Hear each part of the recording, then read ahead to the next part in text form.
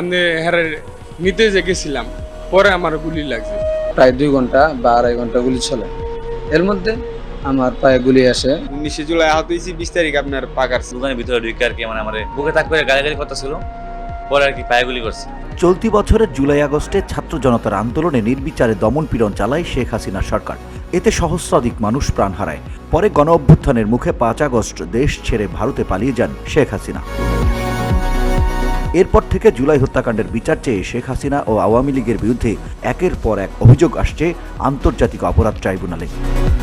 গত 19 আগস্ট আওয়ামী লীগ নিষিদ্ধে একটি রিট করেছিলেন সারদা সোসাইটি নামে একটি সংগঠনের পক্ষে এর নির্বাহী পরিচালক আরিফুর রহমান মুরাদ ভুইয়া। কিন্তু গত 1 সেপ্টেম্বর বিচারপতি এ.কে.এম. আসাদুজ্জামান ও বিচারপতি মোহাম্মদ মাহবুবুল ইসলামের সমন্বয়ে গঠিত হাইকোর্ট বেঞ্চ এ রিট খারিজ করে দেন। এদিকে গত 23 সেপ্টেম্বর রাজধানীর বিচার প্রশাসন প্রশিক্ষণ ইনস্টিটিউটে বিশিষ্টজনদের সঙ্গে আন্তর্জাতিক অপরাধ ট্রাইব্যুনাল আইন নিয়ে এক মতবিনিময় সভা করেন অন্তর্বর্তী সরকারের আইন বিচার ও সংসদ বিষয়ক উপদেষ্টা ডক্টর আসিফ নজরুল। সভায় গণহত্যায় কোনো বাহিনী বা দলের সম্পৃক্ততায় গুম, খুন, যৌন নির্যাতনকে মানবতা বিরোধী অপরাধ হিসেবে গণ্য করা ও জড়িত রাজনৈতিক দলকে 10 বছর নিষিদ্ধ করা সহ 8টি সংশোধনীর প্রস্তাব করে আইন মন্ত্রণালয়।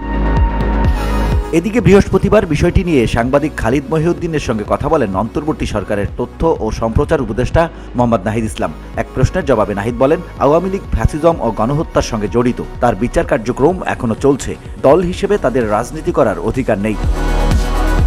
আওয়ামী লীগ কিভাবে নিষিদ্ধ হবে এমন প্রশ্নের জবাবে নাহিদ বলেন, সরকারের জায়গা থেকে আমরা এককভাবে সিদ্ধান্ত নিতে চাই না। এসব জাতীয় বিষয়ে সিদ্ধান্ত নেওয়ার আগে অন্যান্য রাজনৈতিক দলগুলোর এ বিষয়ে মতামত নিয়ে সিদ্ধান্ত নেওয়া হবে।